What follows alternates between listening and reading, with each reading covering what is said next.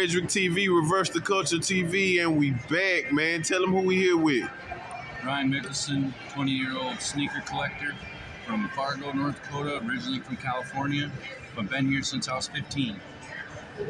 Man, if the people don't know and they didn't see the last episode of the show with you guys, man, you and your partner specialize in exclusive exotic shoes. And first of all, let's tell the people how to get in contact with you.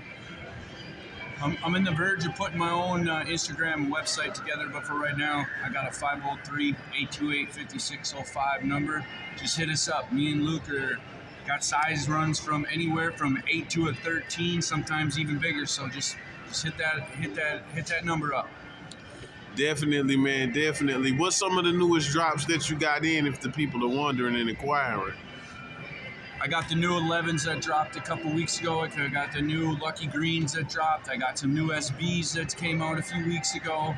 I'm always checking for new and more inventory to make my own inventory grow larger and larger, either by day or by the month or by the year it's going to grow.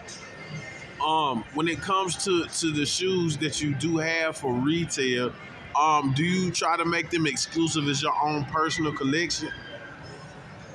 Yes and no, it depends. I'm a collector to the core first, but at the same time, I'm a reseller too. So I will resell the shoes.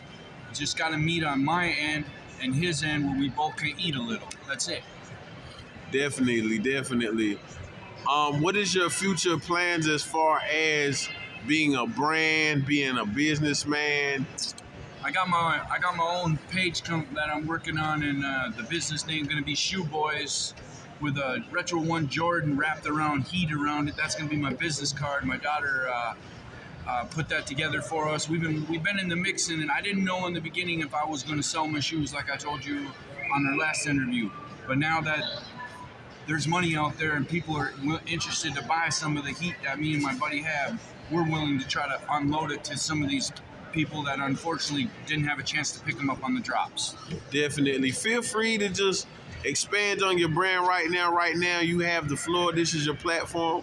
Just tell the people, talk about whatever you feel, to just let the people know that your business and your brand is definitely something that is exclusive and different.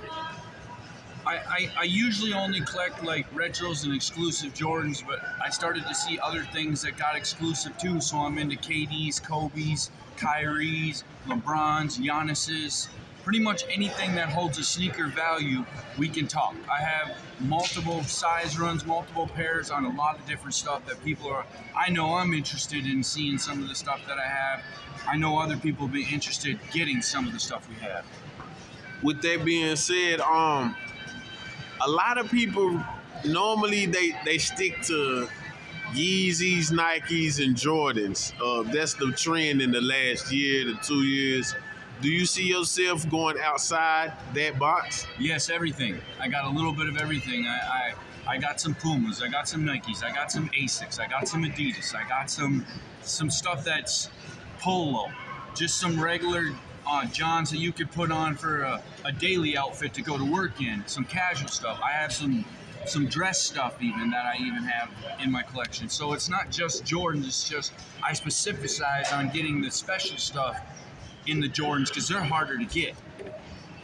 Definitely, man. There's so many people that just keep it to one lane and don't realize that everybody might not at that time in life be able to afford the upper echelon of sneakers. And I respect your movement because you're available to all, I don't know, how do I say this, revenues, if you will. I put the sneaker culture that I have to kids that can't afford shoes. I got shoes they can afford. I have used shoes that are minimum use that I'm willing to sell at a lower rate. I got multiple different brands that I paid lesser money for that I want to be able to give to people that can't afford the $500 sneakers, but I still want you to come to my table or my webpage and be like, okay, so what does he have at an economical price? I can do a lot of things at an economical price because I'm trying to make sure that I'm able to give every culture, every race, the same equal value in the sneaker game. Definitely. That's where I'm at with it. Definitely. Um, in the last interview, we was live from the FM Got Soul, and I guess my question is like, do you see yourself having like your own convention or your own show sponsored by your brand? Yes. I would like to go I Got Soul a couple of times, but then I would like to also put my own brand together to where we could be like, the I Got Soul guys are joining the Shoe Boys, and we're putting all that together, not just one group of vendors going to one person's show. Let's make a bunch of vendors come into my show, and then we can also expand the sneaker game to go into other cities, other places with my brand is what I'm hoping. If somebody wanted to invite you out to a convention because they're interested in your brand solely, would you be willing to go? Yes. I'm willing to go anywhere to the east, the west, the south, the north, anywhere in the U.S. If people are interested to see my brand of shoes and what I have in my collection, what I've been collecting for 20 years, I'm willing to show what I have. A lot of people in the shoe game, they have their own personal merch, hoodies, hats, t-shirts. Is that something you're looking forward into? I already have my own t-shirt made for Shoe Boys, so I'm interested in getting some Shoe Boys hoodies, hats. Yes, definitely for the business. We got to keep the brand going, and if I'm going to put a full business together, we got to make sure people can put that out there. You buy a hat from me, people's going to see my business then. Then they're going to wonder, well, where are you getting that? Next thing you know, I'm going to be, getting bigger and bigger. That's the plan. Right now, it kind of seems out of home, out of basement, because I haven't put stuff together, because I didn't know if I was going to sell my collection. But now that I'm going to go forward and move forward to a whole-on landing spot to get the plane touchdown with the shoes drop, let's do it. I think that a lot of people see the shirts you have on, and I can't name the name of the place due to copyright infringement and things of that nature. But I asked you this question at the shoe convention. Do you ever have anybody come in your place of work and be like, I don't want none of this, and they know you and be like, what do you got for me? Every day. I go through it daily. As long as it's not open in public in my store, I'm willing to help. Just have to be smart, because my job means a lot to me too. Definitely. Any advice you want to give the kids, man, because there's a lot of kids that's interested in the shoe game? Don't stop your dream, man. Start with one pair and start collecting. And if you like one, get a job, start getting multiples. That's how you build it. It doesn't happen overnight. I mean, I used to be the kid that saved his lawn money just so I could get a pair. And then by the end of summer, I could get another pair. Then I started to collect them. Once you get 3, 4, then you sell 1 or 2 and see it start coming back. That's when you start building more and more sneakers. So I just tell kids, don't let your dream down. You want to be a sneakerhead, go at it. It's getting warm outside. There's a lot of events coming up that's not necessarily shoe or apparel related. Are you guys thinking about, as the Shoe Boys, setting up a vending spot at that? I would love to do that. I would love to get out there on the weekends like the farmer's market and set up my stuff every Saturday or Sunday. We just got to get to a point where the trust level is equal to come out and do that. I'm just getting new at this. I'm trying to figure out how we can do it.